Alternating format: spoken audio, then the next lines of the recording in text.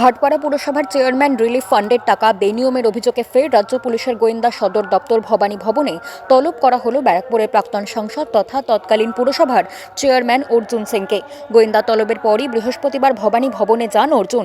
সে প্রেক্ষিতেই অর্জুনের বক্তব্য, রাজনৈতিক স্বার্থ চরিতার্থ করতেই বারংবার পুলিশ দিয়ে তাকে হেনস্থা করা হচ্ছে। পুলিশের বিরুদ্ধে হয়রানির অভিযোগ তুলে এবার সুপ্রিম কোর্টের দ্বারস্থ হতে পারেন অর্জুন সিং, এমনটাই জানালেন তিনি।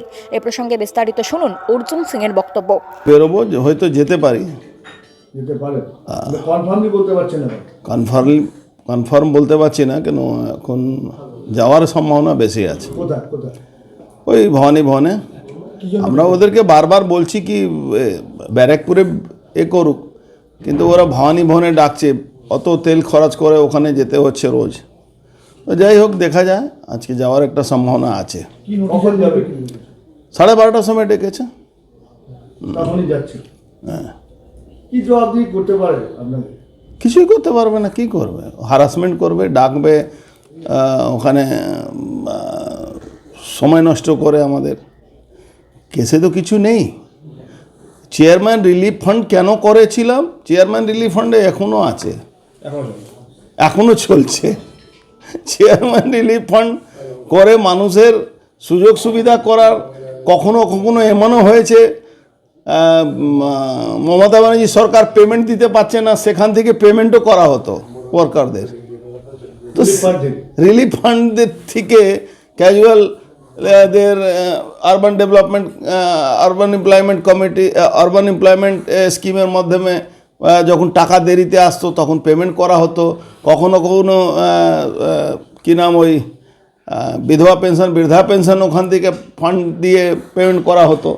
তো এদের কিছু নেই, এরা শুধু হ্যারাসমেন্ট। আমার পরিবার, আরে ভাগ্য ভালো বাবা আমার নেই, বা বাবাকে টেনে নিয়ে আসতো এরা। শাসক দলের অভিযোগ যে ব্যক্তিগত কাজে টাকা লাগিয়েছেন। এই যে শাসক দল যে লোক বলছে না, এরা সব আমার টাকা দিয়ে রাজনীতি করেছে। মমতা ব্যানার্জি ও দলকে দাঁড় করাবার জন্য আমরাই টাকা খরচ করেছিলাম। ক্ষমতা আসার পরে না অনেক বড় বড় কথা বলে। এই যে পার্থভৌমিক যে বলছে না, এই পার্থভৌমিক বিড়ি খাওয়ার পয়সা থাকতো না, এখানে পড়ে থাকতো।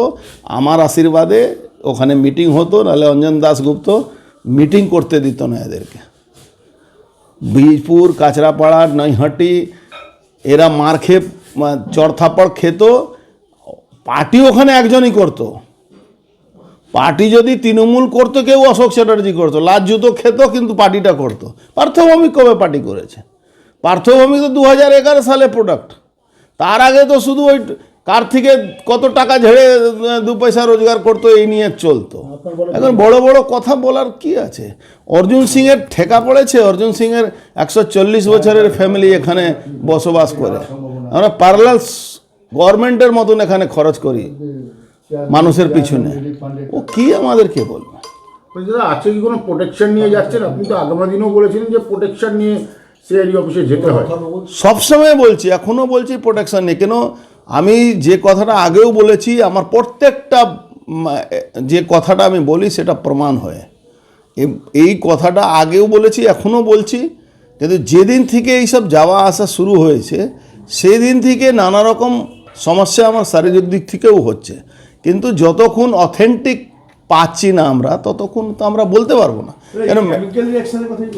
হ্যাঁ, আগেও বলেছি, আপনি জানেন কেমিক্যাল, আমি রিয়াকশান বলেছিলাম, তারপরে কেমিক্যাল পাওয়াও গেছিলো। কার কাছে পাওয়া গেছিলো? তৃণমূলের নেতাদের কাছে পাওয়া।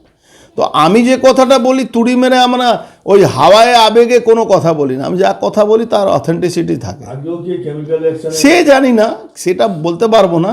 কিন্তু আমি সবসময় প্রিকশন নিয়ে থাকি। আমি প্রিকশন নিয়েই থাকি। কি কি প্রিকশন নিয়ে যাচ্ছেন আজকে? সেটা সব তো বলা যাবে না, কি কি প্রিকশন নিয়ে থাকতে হয়।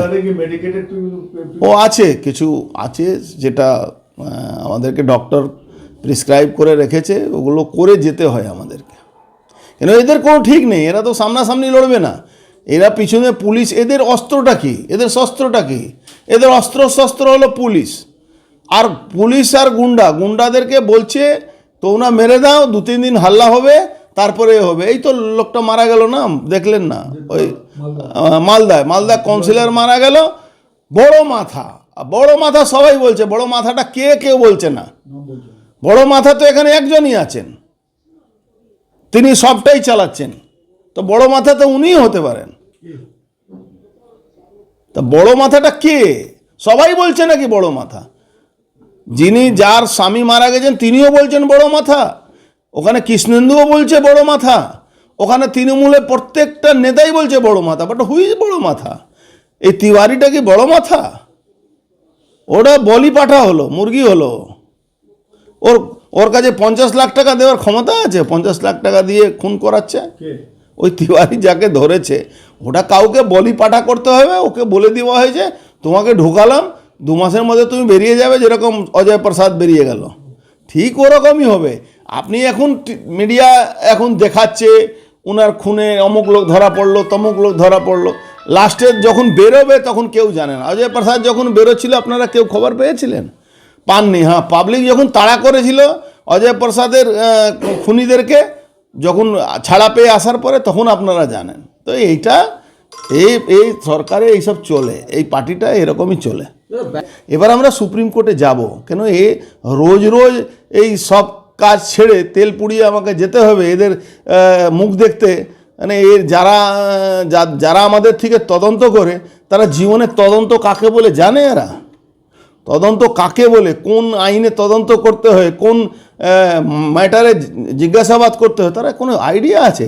এরা রাজা বাহাদুরের কথা আমাদেরকে ডাকছে, কিন্তু তারাও, আমি তো কালকেও বলেছি, রিটায়ারমেন্ট অর্জন আমাদের পলিটিক্যাল লোকের রিটায়ারমেন্ট হয় না।